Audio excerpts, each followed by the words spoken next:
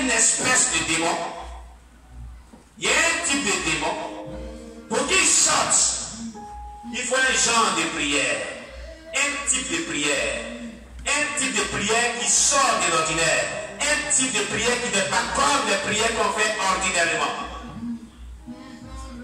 Ce qui veut dire qu'il y a plusieurs espèces de démons. Mais ces plusieurs espèces de démons ne sont pas de la même manière dans le corps des gens.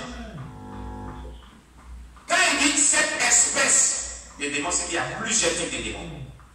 Ne sont que par la prière. Quelqu'un va dire, mais c'est par la prière qu'on chasse les démons. Qu'est-ce que Jésus voulait dire?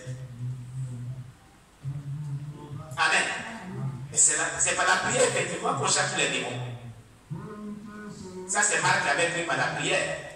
Mais je crois Luc ou même Matthieu a dit, par le jeûne de la prière, sur ce même événement. Amen. Alléluia. C'est pour dire qu'il y a des démons qui sortent par une simple prière, c'est facile. Par une prière d'autorité au nom de Jésus sort, et puis il sort. Sans beaucoup de tracasserie. Mais il y a des démons, pour qu'ils sortent, il faut que celui qui les chasse ait eu d'abord préalable ou a dans sa vie une vie de consécration qui est caractérisée par des prières de consécration qui durent pendant des heures, afin d'amasser un certain type d'onction. Sinon, les disciples de Jésus allaient dire, mais c'est une prière qu'on a faite, et puis le démon n'est pas sorti. Mais de quelle prière Jésus parlait? Jésus passait des temps de prière. Il avait amassé une certaine onction par ces temps de prière de consécration qui lui permettait de chasser ce genre d'esprit mauvais, ce genre d'esprit mauvais. On a besoin que celui qui doit les chasser se consacre pendant des heures de prière. Amen. Jésus voulait dire qu'il faut avoir une vie de consécration qui dure pendant des temps de prière, des heures de prière pour chasser ce genre d'esprit. Pour avoir l'autorité qui va te donner la capacité de chasser ce genre d'esprit. Amen. Par contre, il y a des esprits capables de faire des heures de prière qui disent au nom de Jésus sans mot. Mais ce genre d'esprit-là, ce type d'esprit-là, voilà ce qu'il faut. C'est un haut niveau. Ce n'est pas des petits esprits. Ce ne sont pas des petits esprits impurs. Mais ce sont des démons d'un haut niveau. Il faut une consécration très haute pour amasser une certaine autorité spirituelle afin de pouvoir les chasser au nom de Jésus. Matthieu ou Luc nous dit que ce genre, Jésus disait dans Matthieu ou Luc, ce genre d'esprit ne sort que par le jeûne et la prière. Ce qui veut dire que c'est cette même histoire de l'esprit lunatique. C'est Marc qui a dit qu'il sort par la prière. Mais deux des disciples, l'autre disciple a dit qu'il sort par le jeûne et la prière. C'est Matthieu. Pour dire qu'il va falloir gêner et prier, avoir une vie d'habitude de jeûne et prière, jeûne et prière, jeûne et prière, pour amasser une certaine onction puissante qui pourra te permettre de chasser ce genre d'esprit mauvais. Ce message est adressé à tous ceux-là qui vraiment ont tendance toujours ou s'adonnent au ministère pour chasser les démons.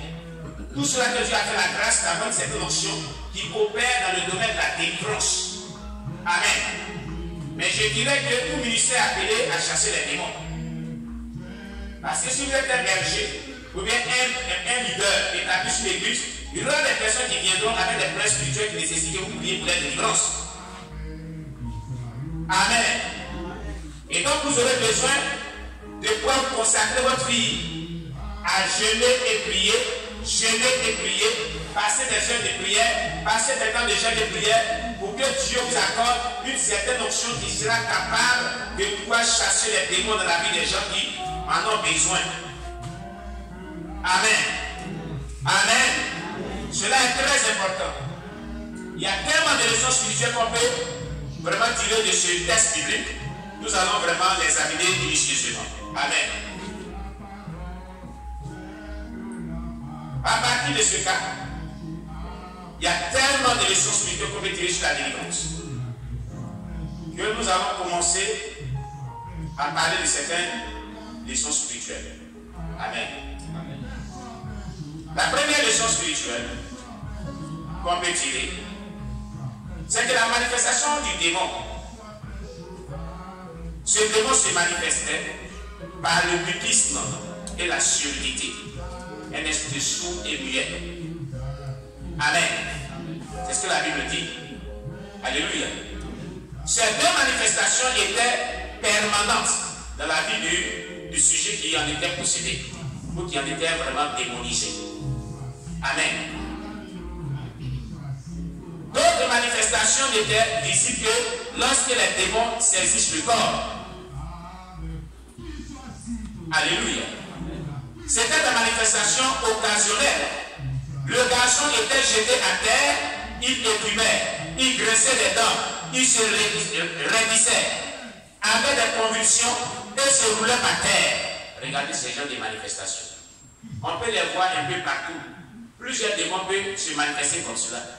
Mais il faut avoir le discernement pour savoir quel est l'esprit qui est perturbateur dans le corps.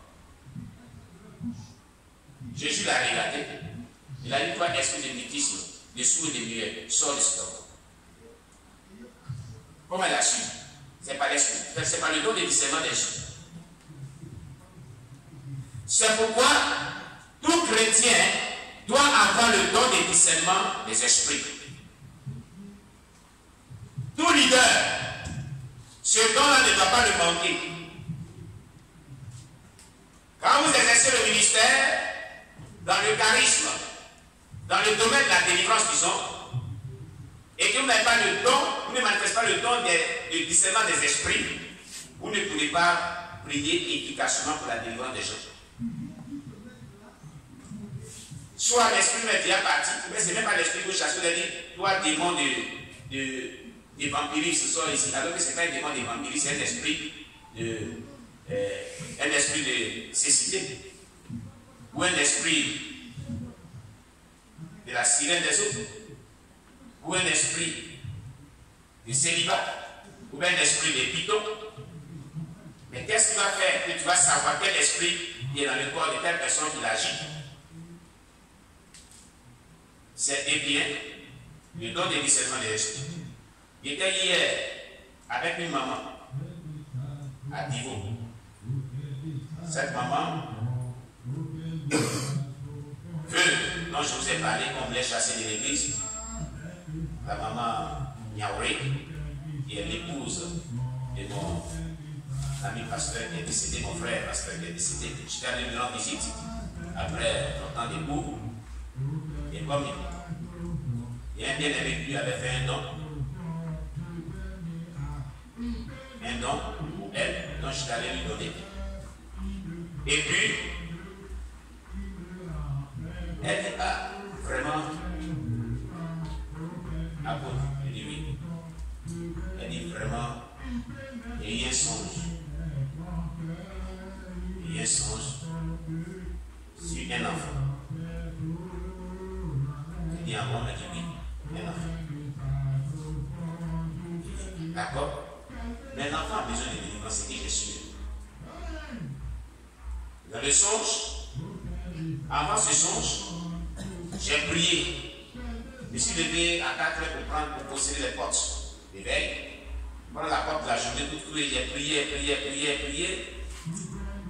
j'ai prié, et Dieu, tu ne m'as pas parlé.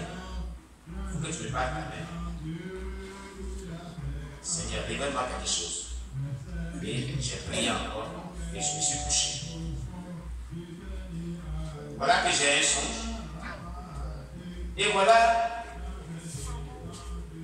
un enfant qui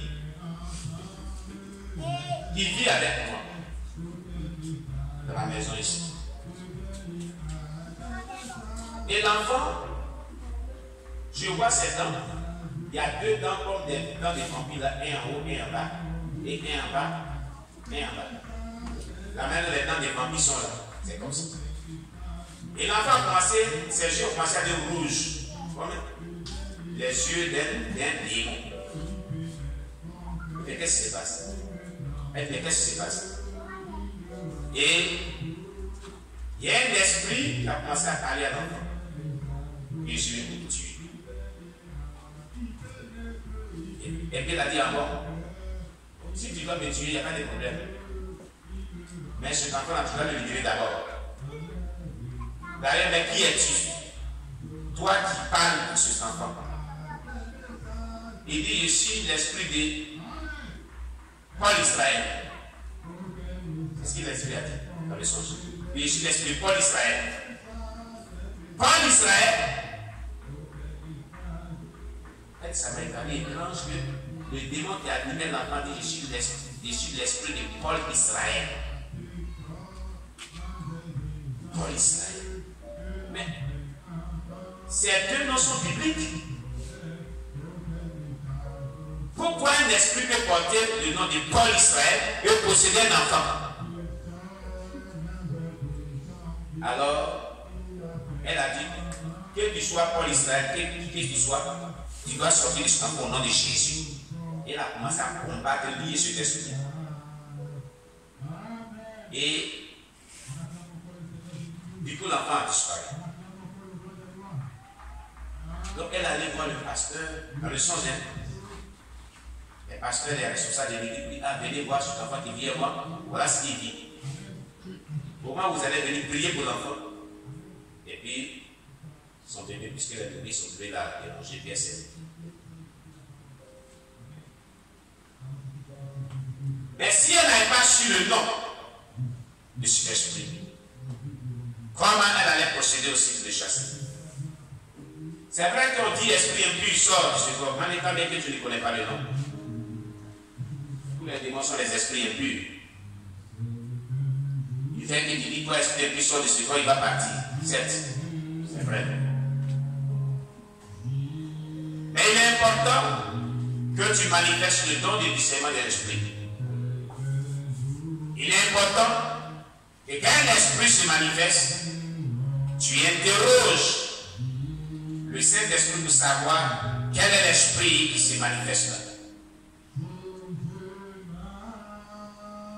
D'autres personnes demandent, qui es-tu? Toi, tu es dans ce corps. Et c'est lui qui va te parler. Lui, le menteur. Ah, tu dis, elle demande si manifeste dans le corps, tu dis, toi qui vas dans ce corps, qui es-tu? Hein? Les esprits sont menteurs, non? Hein? Amen. Il va te mentir. Il va te dire la vérité comme peut te mentir. Amen. Je peux faire du Saint-Esprit. Quel est le démon qui est dans ce corps? Au moins, le Saint-Esprit ne va pas me mentir à 100%.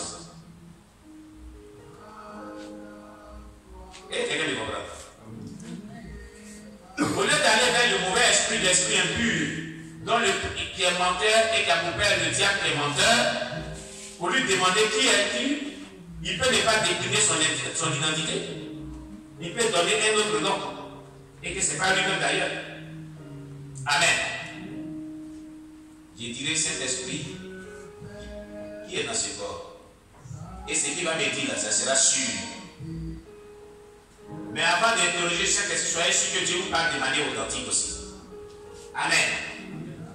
Voilà, n'ayez pas vraiment, soit il y a une chose qui me dit ceci, il y a une chose petite qui est dans cette dimension, on va t'aventurer à demander le Saint-Esprit. Il y a un gars qui me dit fais ceci, il y a un gars qui me dit fais ceci là. Donc toi tu es confus. Tu n'es pas dans une dimension stable d'attendre exactement et uniquement que la voix du Saint-Esprit. Donc comme cela, tu ne peux pas savoir qui va te parler. Amen. Amen.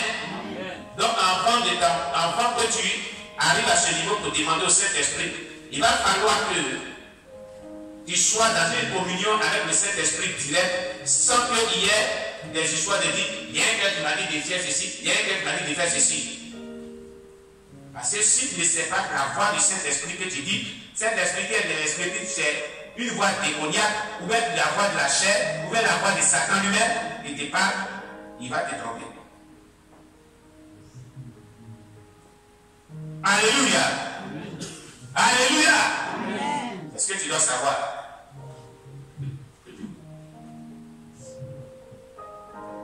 Il y a trop de désordre dans le domaine de la délivrance. Trop de désordre.